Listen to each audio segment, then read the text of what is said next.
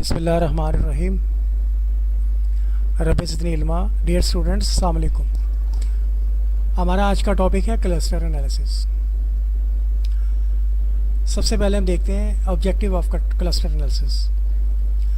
Objective of cluster analysis is to classify preferably a large number of respondents, cases, individuals, objects into a meaningful and desired number of groups called clusters on the basis of data on their one or more quantitative characteristics. Means जो respondents हैं या cases हैं, cases के ऊपर एक या ज़्यादा variables के ऊपर data मौजूद है। Obviously cases के सामने जो जितने कॉलम्स होते हैं, इसका मतलब उतने ही एस्पेक्ट्स के ऊपर उनका डेटा मौजूद होता है, ठीक है ना। चाहे वो एक कॉलम का डेटा मौजूद हो, दो का हो, तीन का हो, जितने उनकी बुनियाद पे, किसी एक की बुनियाद पे या सारों की बुनियाद पे हम उन लोगों को, उन केसेस को ग्रुप्स में बांट सकते हैं, ठीक है। और एक जो सबसे इम्पोर्टेंट आप देखें यहाँ पे एक कमेंट बनता है, वो है कि cluster analysis comparable to factor analysis. Factor analysis में क्या होता है, where a large number of quantitative characteristics of variables are divided into smaller number of groups. तो जब वेरिएबल्स को स्मॉलर नंबर ऑफ ग्रुप्स में बांटते थे उसको फैक्टर्स बोलते थे। और आज हमने क्या करना है, on the basis of responses on these variable from a number of respondents, cases, individuals. Hence interchanging the terms cases and variables, the definition of one of these two techniques makes it a definition of the other, ठीक है। तो अगर हमने factors को के groups बनाने हैं, ज़्यादा वेरिएबल्स के थोड़े ग्रुप्स बनाने हैं, तो इस काम को हम कहेंगे फैक्टर एनालिसिस। अगर हमने ज़्यादा लोगों को कुछ ग्रुप्स में बांटना है, ठीक है, तो इसे हम कहेंगे cluster analysis. Sample size requirement में जैसे वो कॉम्रे एंड ली का मैंने आपको रेफरेंस दिया था, तो इसमें ऐसा उन्होंने लिखा है कि unlike multiple linear regression, factor analysis, logistic regression, discriminant analysis, no hard and fast rule of thumb available for cluster analysis. लेकिन बहरहाल एक रूल ऑफ थंब अवेलेबल है, वो ये हमने इन लाइनों में स्टेट किया, लेकिन आपके लिए इसको फ़िलहाल ज़रूरत नहीं है। अजम्पशंस में इसकी कोई अजम्पशंस ऐसा नहीं है, जैसे कि नॉर्मेलिटी की अजम्पशन होती है, लीनियरिटी की होती है, होमोस, इसकी कोई ऐसा कोई नहीं है। लेकिन no outliers if detected must be removed prior to the run of cluster analysis. तो नो आउटलायर इसकी एक अजम्पशन हो सकती है। बाकी आपने इस टेक्निक को पढ़ना है, इसकी एप्लीकेशन आपने अपने फील्ड ऑफ स्टडी में, आपने जो भी आपका वर्क एक्सपीरियंस है उन सिनेरियो के अंदर आपने इसकी एप्लीकेशन एक बतानी है कि आपके फील्ड ऑफ स्टडी में, आपके एक्सपीरियंस सिनेरियो में cluster analysis how can help you, ठीक है। तो क्लस्टर एनालिसिस डिफरेंट तरीक़ों से रन होता है। इसमें 2 स्टेप भी है, के मीन्स भी है, हायरार्किकल क्लस्टर्स भी है। तो आज हम हायरार्किकल क्लस्टरिंग को हमने परफॉर्म करना है, ओके। हायरार्किकल क्लस्टर्स की एग्जांपल एसपीएसएस में रन हुई है। यहाँ देखें, इसमें एक आईडी जो कि स्ट्रिंग हो उसका होना लाजमी है। ये देखिए, एक आईडी है, उसके बाद आप एज की बुनियाद पे लोगों को ग्रुप में बांट रहे हैं, ड्यूरेशन की बुनियाद पे, ट्रीटमेंट की टाइम पे, रिजल्ट की बुनियाद पे, ये किस तरीके से बांट रहे हैं, ये आपके लिए ऑप्शन अवेलेबल होती हैं। तो हमने एज के लिहाज से बांट रहे हैं, और आईडी जो है उनकी वो स्ट्रिंग आईडी अवेलेबल होगी।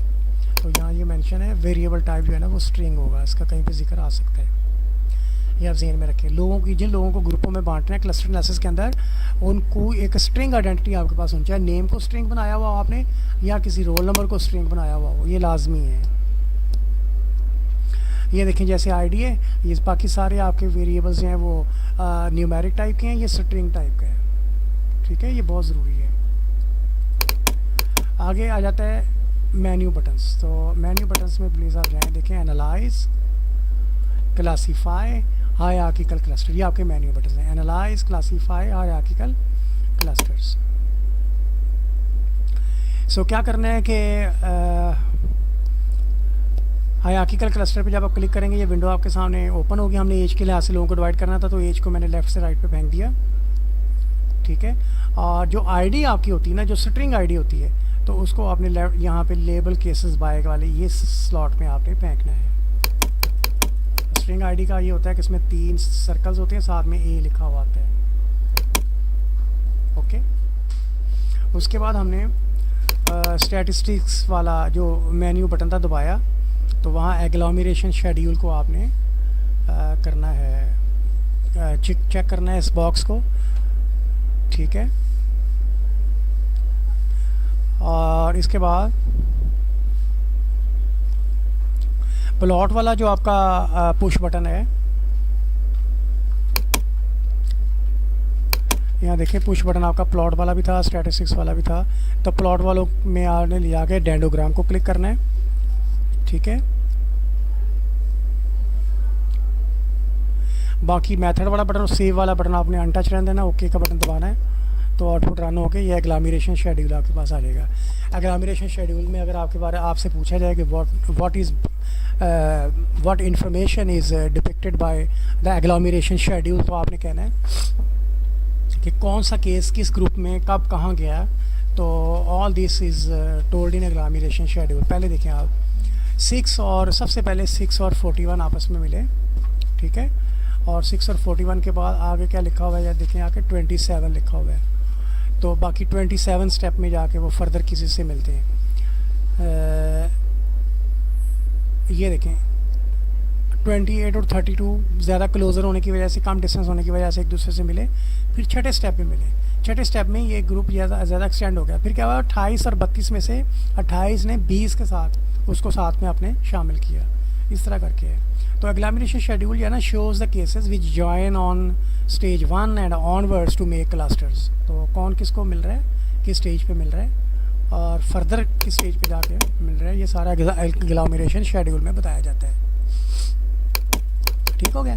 तो आप देखें ये जो 6 और 41 आपस में मिले थे, उनकी एज बिल्कुल सेम थी, इसलिए वो सबसे पहले आपस में मिले हैं, जो कि एग्लोमरेशन शेड्यूल में क्लियर हो रहा था। राइट। अब ये उसी की कुछ एग्जांपल्स हैं एग्लोमरेशन शेड्यूल की, तो ज़्यादा डिटेल में जाने की ज़रूरत नहीं है। ये आइसिकल प्लॉट है। आइसिकल प्लॉट को हम यूज़ कर सकते हैं। इस वक्त देखें हमारे पास मेरा ख़्याल है ये 38 के करीब लोग हैं। तो आपने इनको 2 ग्रुपों में बांटने हैं, ठीक है। तो ये कुछ बार्स, वाइट बार्स बने हुए हैं। तो आपने एक ऐसी लाइन लगानी है जिसके ऊपर से गुजरता हुआ एक ही वाइट बार हो। ये देखिए, जब एक ही गुजरता हुआ वाइट बार होगा तो इस बार के लेफ्ट पे एक क्लस्टर होगा और जो इस तरफ है वो दूसरे क्लस्टर में चले जाएंगे, ठीक है।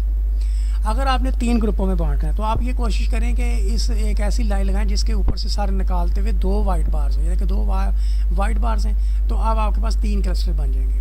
तो एक इस के राइट साइड पे ये जो 42, 39, 35 वगैरह ये सारा एक क्लस्टर बन गया।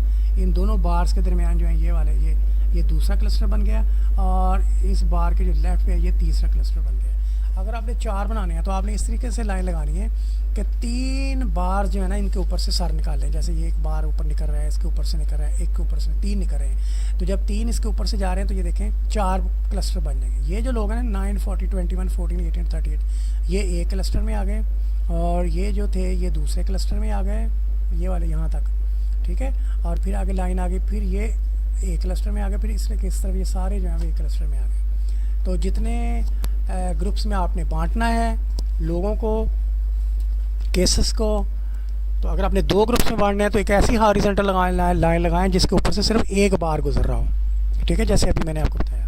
तो ये देखें, अगर आपने 2 क्लस्टर बनाने थे तो क्लस्टर 1 और क्लस्टर 2 में जो केसेस आ रहे हैं ये ऊपर से फिगर से देके बता दिए गए हैं, ठीक है। और इसी तरीके से अगर आपने ज़्यादा क्लस्टर बनाने हैं, बस ये जो लाइन है देखें हेल्प कर रही है 1, 2, 3, तो ये 4 क्लस्टर बनाने में हेल्प कर रही है। और ये जो लाइन है ये 1, 2, 3, 4, 5, 6, 7, 8, 9 ये 10 क्लस्टर बनाने में हेल्प कर रही है, ठीक है। इस तरीके से आप जितने चाहें आप क्लस्टर बना सकते हैं, यह आपकी अपनी चॉइस पे है, ठीक है। और जी, अब इसके अलावा हम डेंडोग्राम की मदद से भी ये काम करते हैं, वो नेक्स्ट लेक्चर में।